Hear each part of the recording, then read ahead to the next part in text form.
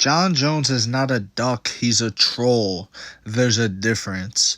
Jon Jones didn't duck Aspinall because he's scared and all these things. Aspinall's a nobody, bro. Compared to Jon Jones, he's a nobody. I don't care if he's an interim champion just because they needed to put a title fight up for the vacant spot in Madison Square Garden because, Jon had to pull out. That's how that happened, guys. He was gifted an interim shot, and he should have just appreciated it and defended it when, he had the chance to. It would have kept him more active, all things like that. Instead, Tom Aspinall, who, for whatever reason, has like this innocent vibe his fans try to portray. Like, oh, he hasn't done anything wrong. He's been super respectful to Jon Jones this whole time. He just wants to fight for the title and be undisputed champion. This is a kid living out his dream. Very Mary Poppins-esque. It's not the case. First and foremost, Stipe versus Jon was the fight. And it was the fight before this kid ever fucking got here, okay? And that's the fight. Jon pulls out. We gotta be fair here to Stipe.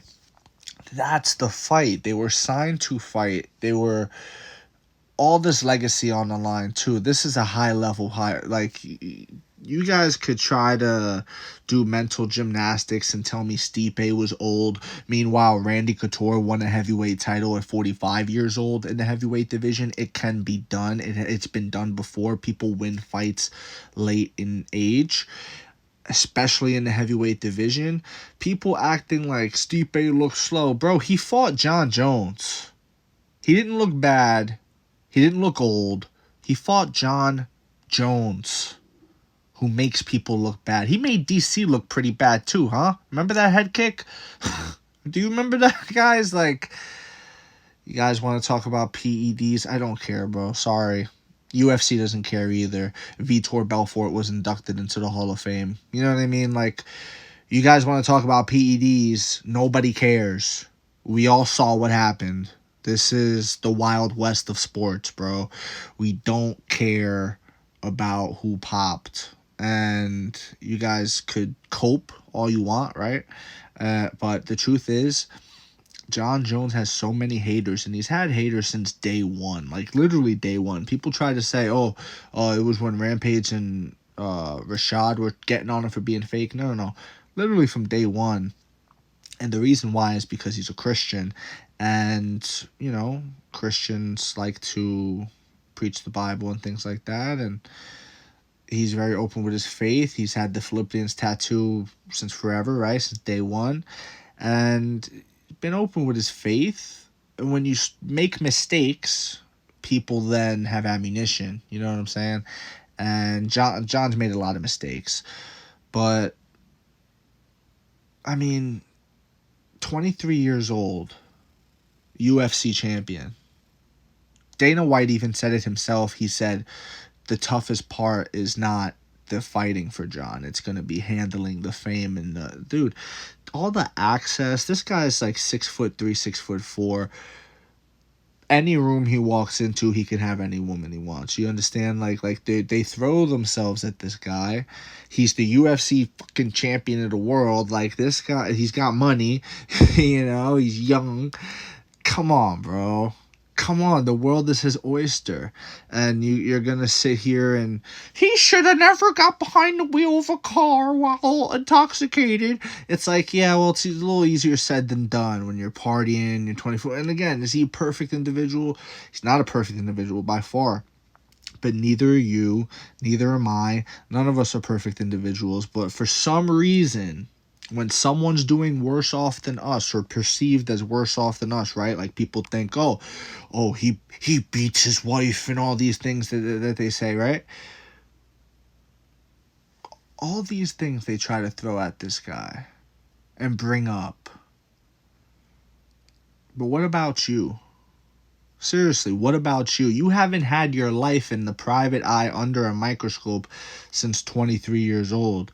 The magnifying glass that is. That's tough to deal with. And again, people like to throw stones and try to like tear someone down and bring them to like where they're really at. And I've never liked that. I've always tried to keep it, you know, fair. And I'll criticize you, but we're talking MMA here. You know what I'm saying? We're talking MMA. I don't think Jon proclaims to be a perfect person. I've never heard him say I'm a perfect person. I've never heard him say that. And because he's not a perfect person, because he is flawed, you want to say deeply flawed, you want to add whatever to that, add whatever you feel like adding to that, but aren't you? Aren't you a flawed person? I just feel like this idea that you can sit there and wag your finger because you never got behind the wheel drunk or you never beat your wife. There might be some other things, though, that people can wag their finger at you for. You get what I'm saying? And I think if people tried to put themselves in other shoes more and treat people how they want to be treated and things like this, you wouldn't see the level of hate. The level of hate that Jon has is out of control. When it comes to inside the octagon, Jon Jones is the GOAT. And you could definitely make the argument. I go back and forth between Jon and GSP, but it's hard not to accept Jon after what he did to Stipe Miocic, who is one of the best to ever do it. And I know you guys want to take it away from Jon. Oh, Stipe was old and right? All this stuff. You could do that all you want, bro. But if Jon beat Tom Aspinall, I promise you, you would have turned on Tom Aspinall too. You would have started saying that he was a fraud. You would have said that he was fraud checked. You would have said that, Volkov's not even that good on the ground. Who cared about that submission win? You would have said, and rightfully so, Curtis Blades, like, okay, bro, you beat Curtis Blades. Like, I'm sorry, bro, but Jon Jones's worst win, in my opinion, I treat like a Curtis Blades. I don't look at Curtis Blades as though like, whoa, Tom Aspinall just beat Curtis Blades. Oh my God. Who can beat Tom Aspinall now? Like, I don't look at it like that. Curtis Blades is a fine fighter, highly ranked in the heavyweight division. But we can agree that the heavyweight division has seen better days, right? Brock Lesnar, Shane Carwin, Frank Mir, Cain Velasquez, Junior Dos Santos, Mirko Krokop, Antonio Nogueira, Fedor Emelianenko. Like, you could take it back. You could take it to just a few years ago with Daniel Cormier, Stipe, Francis.